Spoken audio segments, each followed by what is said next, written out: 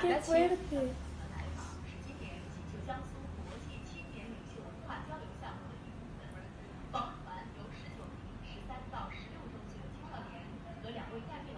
哇哦！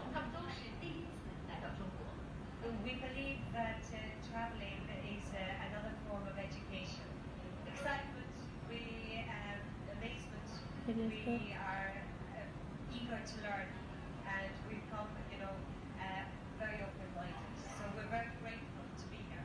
奇秀中学安排了书法、剪纸、民俗舞等校风课程，让来访学生了解中国传统文化和常识。学生们饶有兴致地拿起毛笔学写汉字。